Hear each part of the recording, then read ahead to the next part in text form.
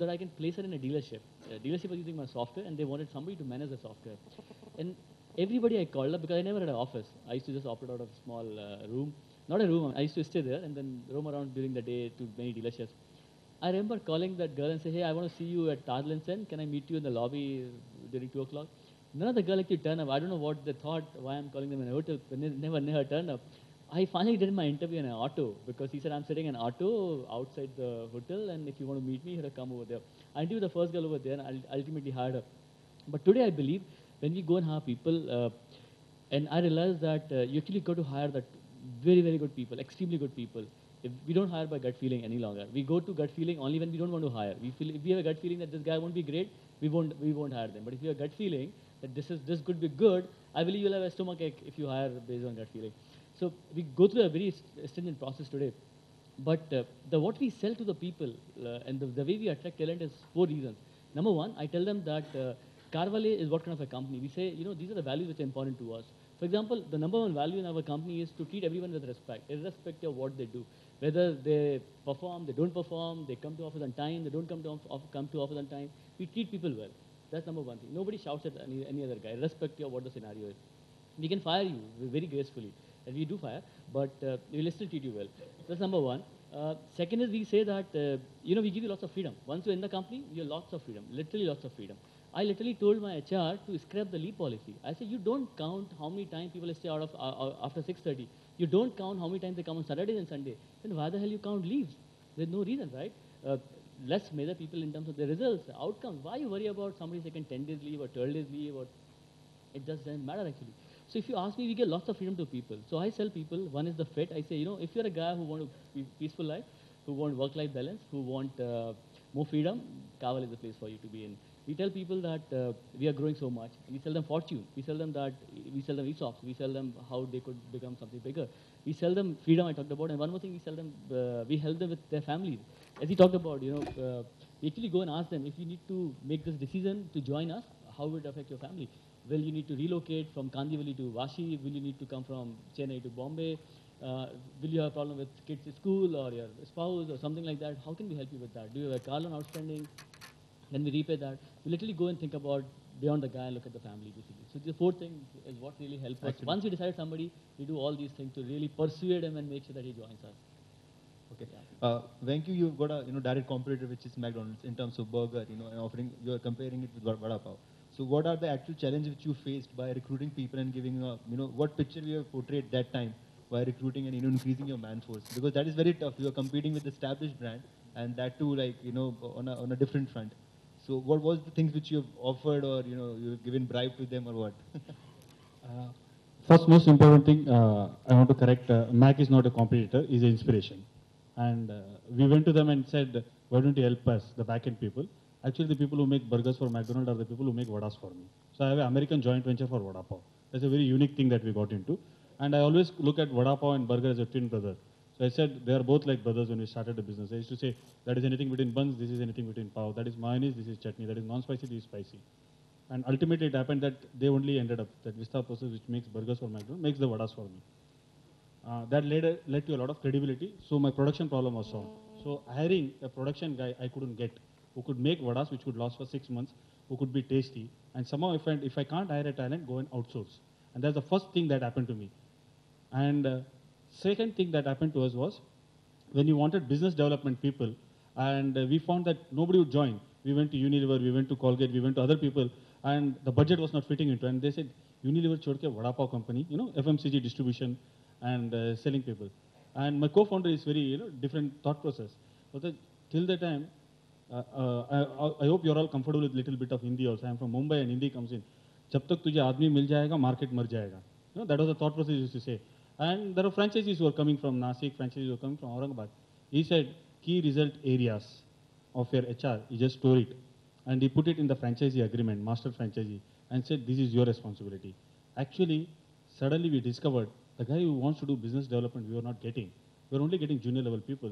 So my master franchisee became my Nasik business development. He put in 10 stores.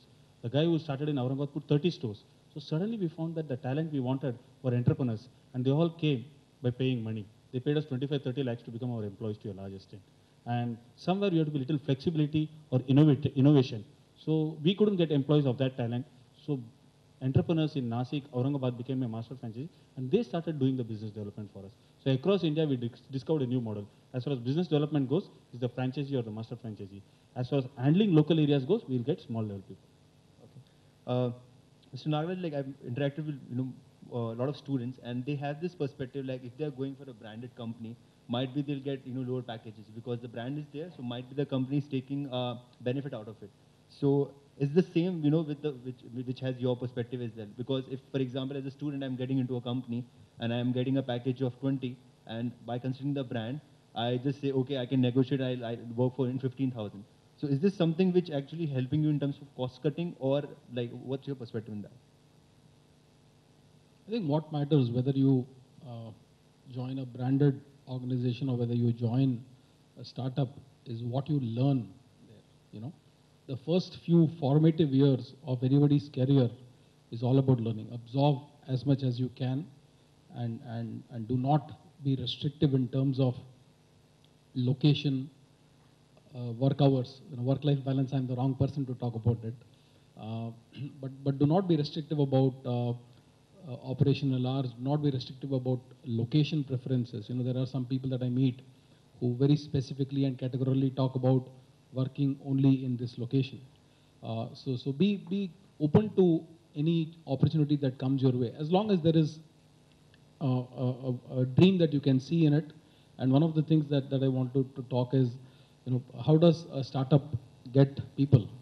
As long as you have somebody who shares your dream, the job description does not matter, the salary does not matter.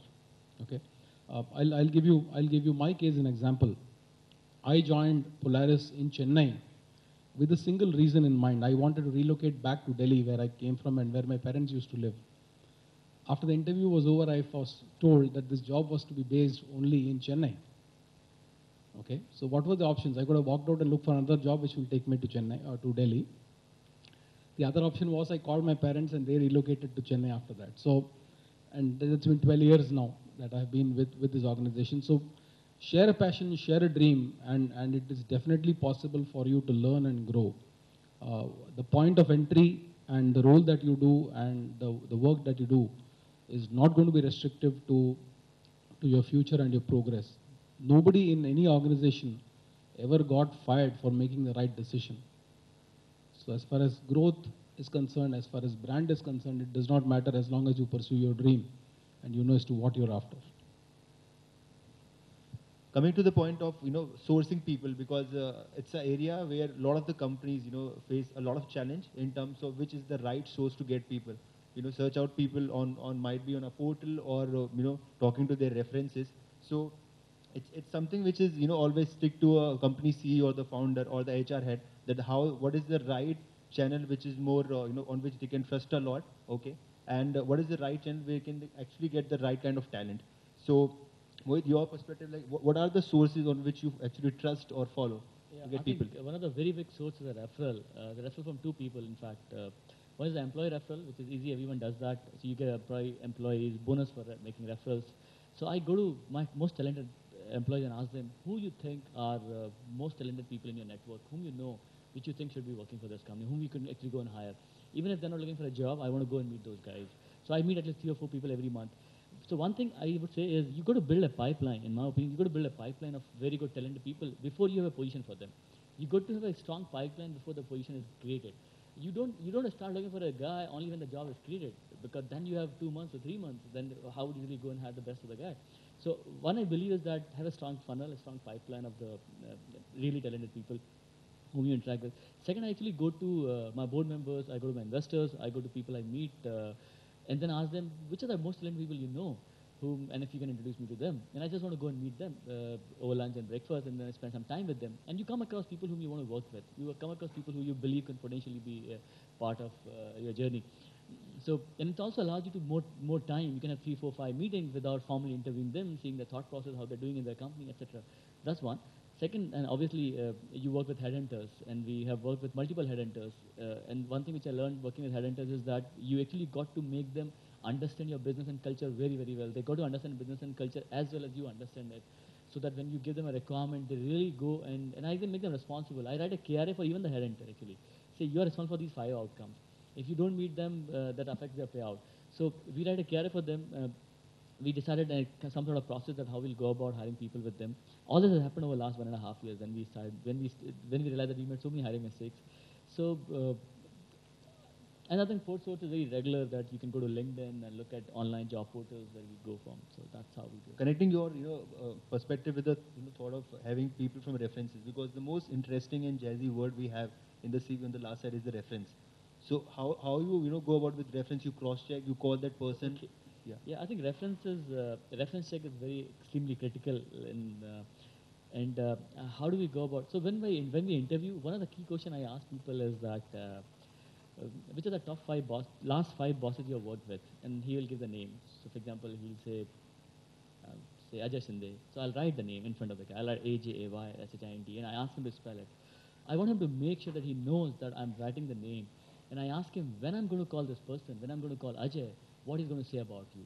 So he know. I don't say if I call that person. I say when I'm going to call this person. I make sure that he understands that I'm going to talk to that person for sure. And I say how does he rate your performance? How he's going to rate your performance? What he's going to say about. I'm going to ask him. What would Ajay say about your performance or areas of improvement back then when you worked for him, say 5 years back? And then I want him to tell me what are his areas of improvement then, and how he rated himself.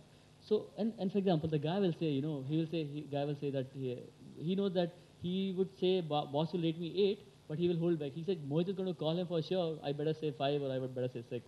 And I ignore 1 to 6 completely. 1 to 6 are bad, 7 is neutral. All you want to hear is 8, 9, 10. You want to hire a performer. You want to hear 8, 9, 10 across all his previous bosses. So that's one thing. And when I call for a reference check, and I do call up Ajay later on for sure, I even call up the direct reports. So if I'm hiring a manager, he has worked with people, I call them up as well. We call them colleagues as well. So we do 5, 6 references in fact.